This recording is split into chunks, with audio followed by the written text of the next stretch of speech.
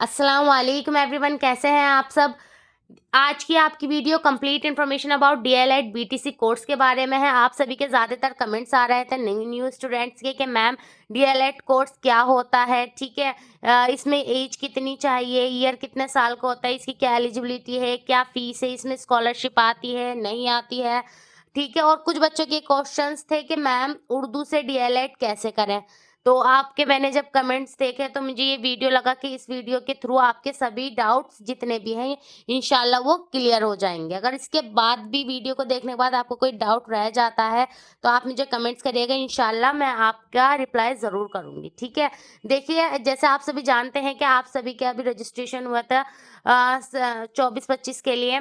तो जिस बच्चे ने डीबीटीसी के लिए अप्लाई किया है, ठीक है, ये वीडियो उन्हीं के लिए है। सन 2025 आने वाला है, आपका उसमें बीटीसी आपके लिए कितना यूज़फुल रहेगा, क्या इसकी वैल्यू है, ठीक है। चलिए, आज हम सबके बारे में अब बात करने वाले हैं इस वीडियो में। चलिए, वीडियो स्टार्ट करने से पहले जो मेरे चैनल पर फर्स्ट टाइम आए हैं प्लीज़ चैनल को सब्सक्राइब कर दीजिएगा, वीडियो को लाइक कर दीजिएगा और इस वीडियो को अपने फ्रेंड्स तक ज़रूर शेयर कर दीजिएगा, ठीक है। तो चलिए स्टार्ट करते हैं आज की वीडियो। देखिए, डीएलएड, ठीक है, इसकी फुल फॉर्म होती है डिप्लोमा इन एलिमेंट्री एजुकेशन। इसका पहले नाम बीटीसी था। बीटीसी की क्या फुल फॉर्म थी? बेसिक ट्रेनिंग सर्टिफिकेट, ठीक है। ये किस चीज़ के लिए होता है? ये आपका टीचिंग लाइन में जाने के लिए, गवर्नमेंट टीचिंग लाइन में जाने के लिए ये आपका कोर्स होता है, ठीक है। अगर आप गवर्नमेंट टीचर बनना चाहते हैं तो आप वहाँ 2 चीज़ की डिमांड होती है। एक तो आपकी डीएलएड की, दूसरी आपकी बीएड की। या तो आपने बीएड किया हो या आपने डीएलएड किया हो तो आप क्या होते हैं, एलिजिबल होते हैं गवर्नमेंट टीचिंग के लिए। उसके साथ सीटेट भी करना होता है, वो मैं आगे बताऊँगी। लेकिन इससे अलग होता है आपका डीएलएड, और बीएड से अलग होता है आपका एक बीएलएड, वो 12th के बाद होता है, ठीक है। ले उसकी अलग बात है, वो 4 साल का होता है, मतलब उसका अलग पैटर्न है। फिलहाल हम आज बात कर रहे हैं डीएलएड की। तो ये जो डीएलएड है ये आपका 2 साल का कोर्स है। कितने साल का कोर्स है? 2 साल का कोर्स है और ये 4 सेमेस्टर बेस्ड है।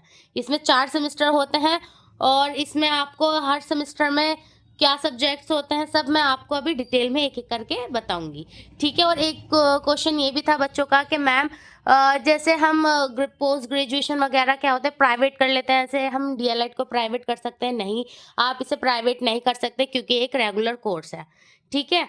तो चलिए स्टार्ट करते हैं। सबसे पहले बात कर लेते हैं आपके एज की। अगर आप बीटीसी या डीएलएड करना चाहते हैं तो आपको कितनी एज चाहिए? आपको 18 से 35 के बीच में आप होने चाहिए, आपको इसमें एडमिशन मिल जाएगा, ठीक है ना। तो देखिए, सबसे पहले बात कर लेते हैं एज की। अगर आप बीटीसी या डीएलएड करना चाहते हैं तो आपकी तो एज आपकी कितनी होनी चाहिए? आपकी एज 18 से 35 वर्ष के बीच में है या 18 से 35 वर्ष आपकी एज है तो आप एलिजिबल हो जाते हैं डीएलएड करने के लिए, ठीक है। और ये कोर्स है, ठीक है। एज का मैटर क्लियर हो गया। बच्चों को बहुत कंफ्यूजन थी कि एज कितनी चाहिए। तो अगर आप 18 से 35 वर्ष के बीच में या 18 से 35 वर्ष आपकी एज है तो आप क्या है, कैपेबल हैं डीएलएड करने के लिए। अब बात कर लेते हैं ईयर, ये कितने ईयर का कोर्स है, ठीक है। तो ये आपका 2 ईयर का कोर्स है, ठीक है ना, 2 ईयर का कोर्स है और ये 4 सेमेस्टर बेस्ड है। कितने सेमेस्टर बेस्ड है? 4 सेमेस्टर है इसमें। मैं इसलिए इस तरीके से लिख रही हूँ, आपको ध्यान रहेगा कितने सेमेस्टर, इसमें 4 सेमेस्टर हैं और इन सेमेस्टर के जो सब्जेक्ट्स होते हैं वो भी मैं आगे आपको बताऊँगी कि क्या-क्या सब्जेक्ट हमें पढ़ने पड़ते हैं इन 2 साल में, ठीक है। अब ये बात कर लेते हैं एलिजिबिलिटी, कितनी एलिजिबिलिटी चाहिए, कि क्या होना चाहिए। देखिए, अगर आपने ग्रेजुएशन किया है, ठीक है, अगर आप ग्रेजुएशन 50% से करते हैं, कितने 50% होने चाहिए आपकी ग्रेजुएशन में। ये 50% किनको होने चाहिए? जो जर्नल कैटेगरी के हैं, ठीक है ना। कुछ बच्चों को ये कंफ्यूजन है कि सभी को 50% चाहिए वरना हमारा एडमिशन नहीं होगा। देखिए, अगर आप जनरल कैटेगरी के से हैं तो आपको 50% चाहिए अपने ग्रेजुएशन में, तभी आप क्या कर पाएंगे, डीएलएड कर पाएंगे। लेकिन अगर आप एससी एसटी कैटेगरी के हैं, अगर आप एससी या एसटी कैटेगरी के हैं तो आपका एडमिशन 45% पर भी हो जाएगा, ठीक है ना। जनरल वालों को चाहिए 50%, वहीं एससी-एसटी वालों को कितना चाहिए होती है एडमिशन के लिए? उन्हें 45% पर भी उनका एडमिशन हो जाता है, ठीक है ना? चलिए, तो अब बात कर लेते हैं इसकी फ़ी की। इसमें और कुछ नहीं माँगते, सिर्फ़ आपका ग्रेजुएशन क्लियर होना चाहिए 50% के साथ और आपको फिर एडमिशन ईज़िली मिल जाता है। ठीक है ना? चलिए अब आगे बात कर लेते हैं फ़ीस की। देखिए फ़ीस का जो इसका मैटर है, इसमें यहाँ पर बच्चे बहुत ज़्यादा कन्फ्यूज़ होते हैं इस फ़ीस को लेकर। देखो मैं आपको बिल्कुल आराम से डिटेल से बताऊँगी।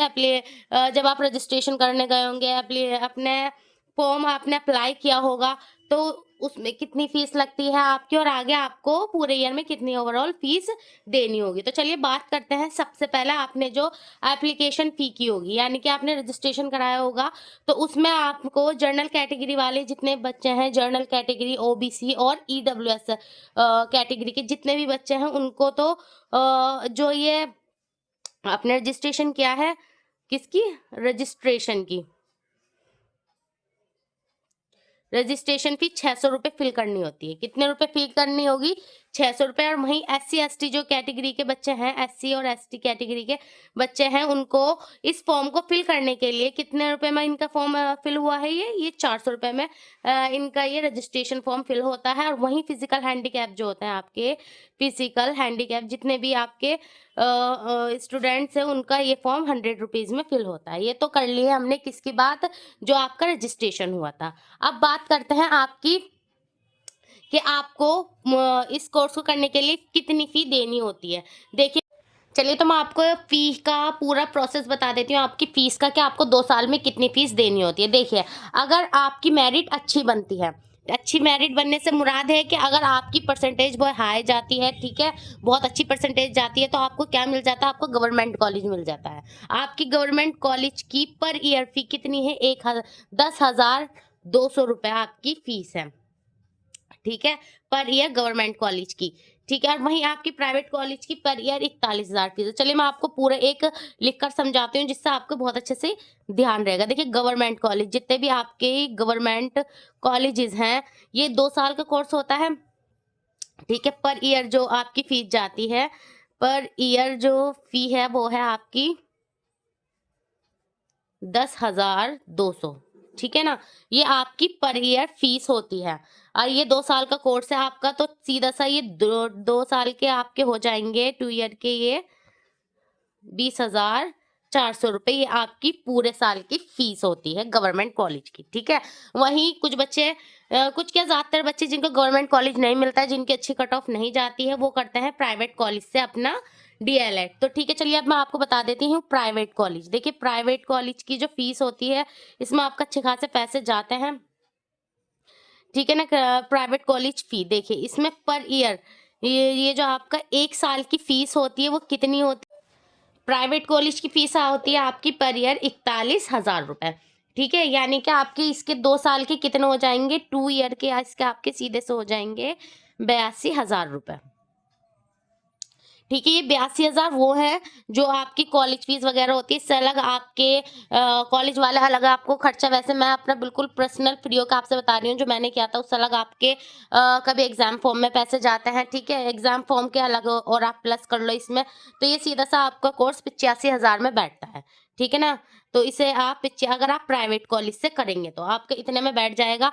और सब बोलते हैं कि नहीं आप इसको मतलब हो जाएगा, स्कॉलरशिप आ जाएगी। अभी मैं स्कॉलरशिप का भी आपको पूरा हिसाब बताऊंगी कि मेरे साथ क्या हुआ था और इसमें स्कॉलरशिप आती है या नहीं आती। उम्मीद करती हूँ देखो आपको फीस का तो समझ में आ गया होगा कि गवर्नमेंट कॉलेज से अगर आप करेंगे तो आपको पर ईयर आपकी 10,200 रुपये फीस जाती है और 2 साल का आपके सीधे से 20,400 में ही आपका कोर्स पूरा अच्छे से हो जाएगा। लेकिन अगर आप प्राइवेट कॉलेज से कर रहे हैं तो आपको इतनी फीस चाहिए होगी। ठीक है ना? क्योंकि जब ये एडमिशन का टाइम चलता है तो कॉलेजेस की साइड से, क्योंकि हम फॉर्म फिल करते हैं, तो अलग-अलग कॉलेज से फ़ोन आने स्टार्ट हो जाते हैं कि मैम हमारे कॉलेज में एडमिशन ले लीजिए, आपको ये फैसिलिटीज़ मिलेगी और आपकी इतनी फ़ीस होगी। मतलब बहुत बातें वो करते हैं, मैं बिल्कुल फ्री होके बता रही हूँ क्योंकि मेरे साथ हुआ है। लेकिन जब हम एक बार एडमिशन ले लेते हैं, तो उसके बाद हमें रियलिटी पता चलती है कि हाँ, ये है पर ये इतने फ़ीस में होगा।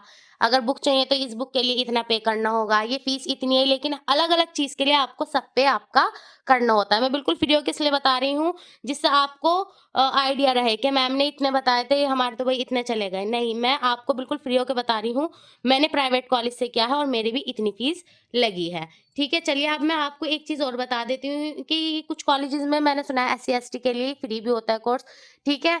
अगर ऐसी कोई स्कीम आती है तो आप प्लीज़ उसे फिल कर दीजिएगा, ये एससी-एसटी वालों के लिए, लेकिन जनरल और ओबीसी जितने भी स्टूडेंट्स हैं, उनको यही उनका फी शेड्यूल होता है।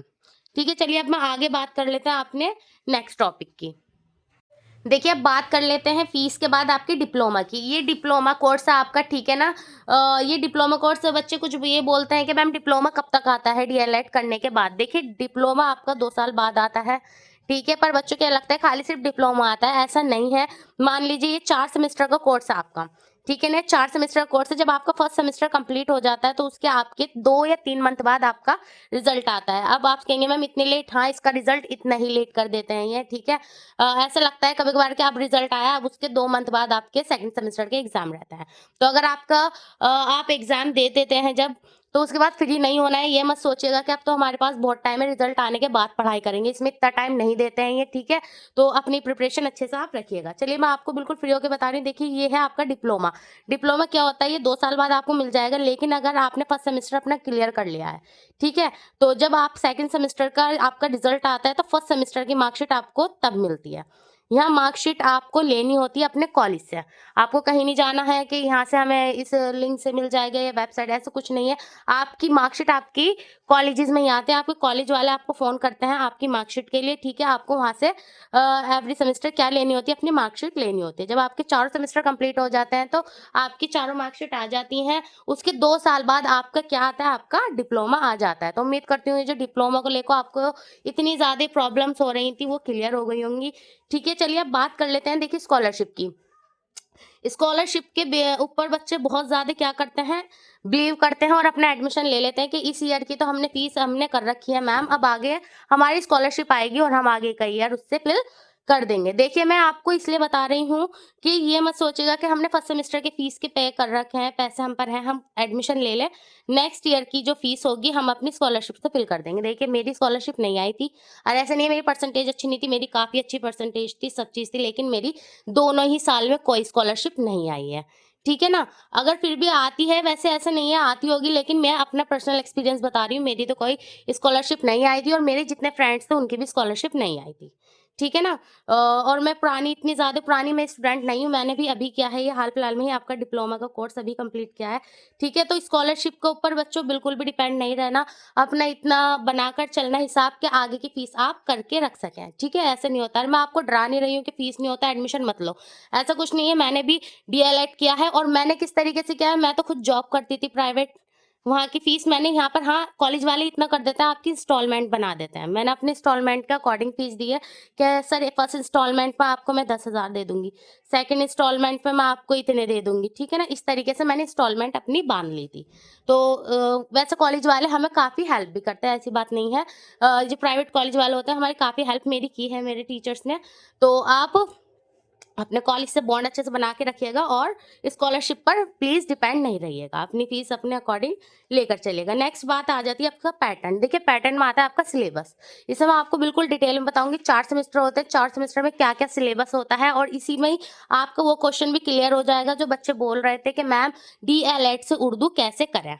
ठीक है, चलिए मैं आपको बहुत आराम से डिटेल में बताती हूँ। 4 सेमेस्टर होते हैं, पहले सेमेस्टर के हम सब्जेक्ट देख लेते हैं, कौन-कौन सा आपके सब्जेक्ट होते हैं।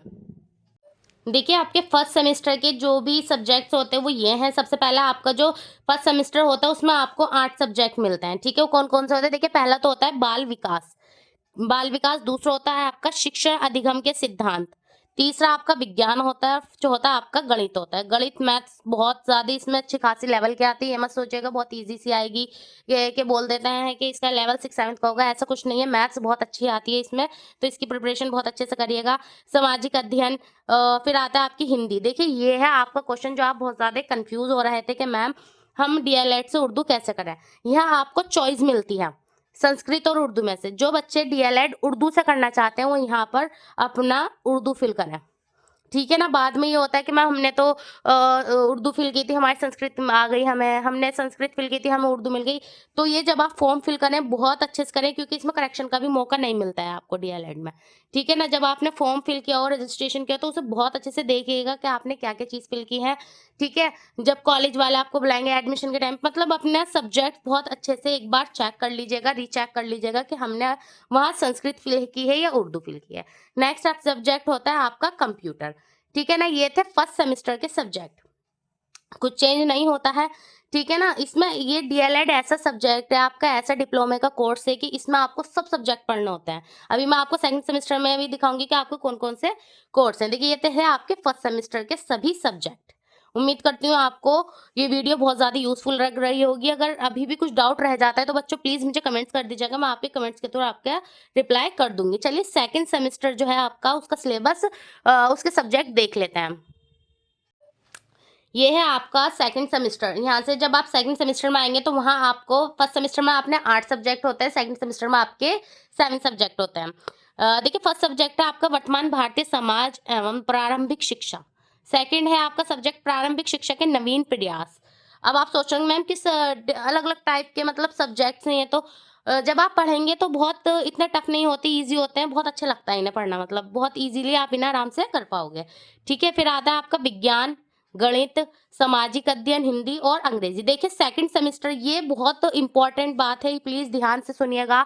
अभी कुछ बच्चों कमेंट्स भी आ रहे थे कि मैम डीएलएड सेकंड सेमेस्टर के लिए उर्दू की तैयारी स्टार्ट करा दीजिए। देखिए भाई, डीएलएड सेकंड सेमेस्टर में, डीएलएड जो है आपका, उसका सेकंड सेमेस्टर और आपका फोर्थ सेमेस्टर में उर्दू नहीं होती, उर्दू नहीं होती है। ठीक है ना। आपकी फर्स्ट सेमेस्टर और थर्ड सेमेस्टर में उर्दू होती है डीएलएड में।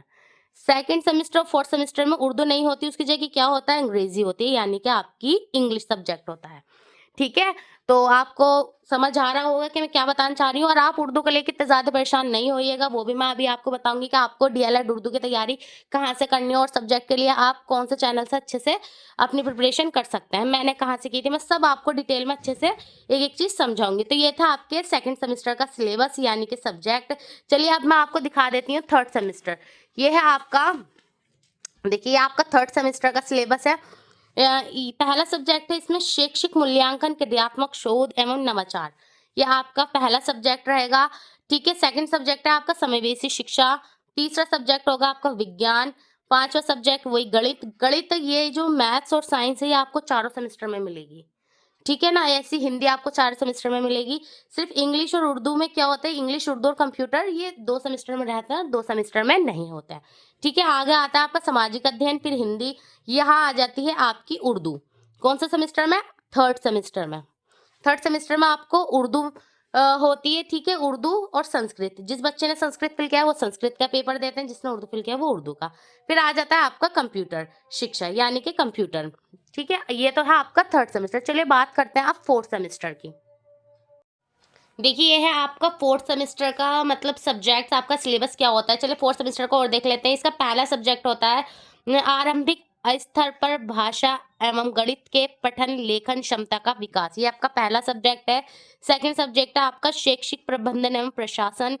तीसरा सब्जेक्ट वही आपका विज्ञान और चौथा आपका गणित। पांचवा आपका सामाजिक अध्ययन। फिर आपका सिक्स सब्जेक्ट जो है वो है आपका हिंदी। यहाँ आ जाती है आपकी फोर्थ सेमेस्टर में उर्दू की जगह क्या, अंग्रेजी आ जाती है। और आठवां सब्जेक्ट इसमें आपका कौन सा है, शांति शिक्षा एवं सतत विकास। ठीक है। तो यहाँ आपका जो ये पैटर्न है क्या है, ये आपके पूरा सिलेबस मैंने बता दिया है। इसमें से ये कुछ सब्जेक्ट आपके 25 नंबर के होते हैं और कुछ सब्जेक्ट आपके 50 नंबर के होते हैं। ठीक है। 50 नंबर के जो आपका पेपर आता है उसमें 40 क्वेश्चंस होते हैं। ठीक है। जो आपका 25 नंबर का पेपर आता है उसमें 18 क्वेश्चंस पूछे जाते हैं। मैं क्वेश्चंस पेपर भी, आप अगर कहेंगे कमेंट्स करेंगे तो सब सब्जेक्ट के क्वेश्चन पेपर की मैं अलग से एक वीडियो बना के आपको सेंड कर दूंगी, अगर आपको हर सब्जेक्ट के हर सेमेस्टर के सब क्वेश्चन पेपर चाहिए तो। ठीक है ना। मैं आपको उसको आराम से आपको प्रोवाइड करा दूंगी जितने भी आपके क्वेश्चंस पेपर हैं। ठीक है। चलिए ये तो हो गया आपका सिलेबस। अब आगे बात कर लेते हैं इसके और चीज़ों के बारे में। देखिए लास्ट क्वेश्चन वही आता है आपका डीएलएड उर्दू, यानी कि हम डीएलएड उर्दू से कैसे करें। ठीक है, बहुत ज़्यादा मैंने सोचा कि चलो इस चीज़ पर वीडियो नहीं बनाती हूँ, यूट्यूब पे मिल जाएगी, लेकिन हर यूट्यूबर ने अपनी-अपनी अलग फिलॉसफी बता रखी है, कुछ भी मुझे किसी का ऐसा एग्ज़ैक्ट नहीं लगा, वरना मैं उस वीडियो का लिंक आपको दे देती। मुझे ज़्यादा वीडियो बनाना वैसे अच्छा नहीं लगता है, जो आपके लिए यूज़फुल होती है वीडियो, सिर्फ़ मैं उसी टॉपिक पर आपके लिए वीडियो बनाती हूँ, और मुझे आज लगा कि आपको जो ये प्रॉब्लम हो रही है उसके बारे में मैं क्लियर कर देती हूँ कि डीएलएड कोर्स क्या है, कितने में होगा, और आपका आने वाला सेशन में आपको किस तरीके से कहाँ का तैयारी करनी है। देखिए, अब आप बच्चे क्वेश्चन कर रहे थे कि मैम डीएलएड उर्दू से कैसे करें और इसकी प्रॉपर तैयारी हम कैसे करें। देखिए, डीएलएड उर्दू आपको सिर्फ वहाँ पे संस्कृत की जगह उर्दू फिल करना है, और इसकी प्रॉपर तैयारी डीएलएड उर्दू सब्जेक्ट की तैयारी इंशाल्लाह आपको इसी चैनल से होगी, आपकी तदरीस उर्दू डीएलएड बीटीसी विद सना के चैनल। ये आपका चैनल का नाम है। इंशाल्लाह इसी चैनल से आपकी मैं डीएलएड फर्स्ट सेमेस्टर में उर्दू ली हो आपने, और डीएलएड थर्ड सेमेस्टर की जो उर्दू है, दोनों ही ईयर की, आपकी दोनों ही सेमेस्टर की उर्दू की तैयारी इंशाल्लाह मेरे चैनल से बहुत अच्छे से हो जाएगी। मैं आपको इसका बुक का लिंक वगैरह, किस बुक से पढ़ना है आपको, ठीक है, मैंने प्रीवियस ईयर सारे क्वेश्चन पेपर आपको सॉल्व करा रखे हैं। आपके एमसीक्यूज जितने भी हैं उर्दू के संदर्भ, और 16 से लेकर अब तक के जितने भी एग्जाम्स हुए हैं, इंक्लूडिंग ये जो अभी आपका 2024 में अभी एग्जाम हुआ था, इसका भी मैंने आपको बहुत अच्छे से इसके एमसीक्यूज क्वेश्चन पेपर सॉल्व करा रखा है। ठीक है बेटा, अगर फिर भी कुछ उर्दू में आपको डाउट रह जाता है या कुछ परेशानी होती है, तो आप मुझे कमेंट्स करिए, और मैं आपके कमेंट्स का रिप्लाई करूंगी, और इंशाल्लाह आपकी उर्दू की प्रॉपर तैयारी का जिम्मा मैं अपने channel Tadrees Urdu DElEd BTC with Sana, इस चैनल की आपकी पूरी रिस्पॉन्सिबिलिटी है आपकी डीएलएड उर्दू की तैयारी कराने की। ठीक है, कोई नोट्स पैसे के नहीं है, कुछ भी चैनल पर आपको कुछ नहीं करना है, सिर्फ आपको चैनल को सब्सक्राइब करना है। ठीक है, और जितने भी मैंने प्लेलिस्ट बना रखी है डीएलएड फर्स्ट सेमेस्टर की, डीएलएड थर्ड सेमेस्टर की, आपको वहां जाना है और अपने उन नोट्स के प्रॉपर तैयारी करनी है। कुछ भी अगर आपको समझ में नहीं आता, आप मुझे प्लीज़ कमेंट कर सकते हैं, और मैं उसका रिप्लाई ज़रूर करती हूँ। ठीक है ना? चलो, तो उम्मीद करती हूँ कि आपको सभी जितने भी डाउट थे डीएलएड, बीटीसी आपके लेकर, उनको मैंने क्लियर करने की पूरी कोशिश की। अगर फिर भी कुछ डाउट रह जाता है तो आप मुझसे पूछ लीजिएगा। चलिए, तो मिलते हैं फिर नेक्स्ट वीडियो में जल्द ही। तब तक के लिए टेक केयर, अल्लाह हाफ़िज़।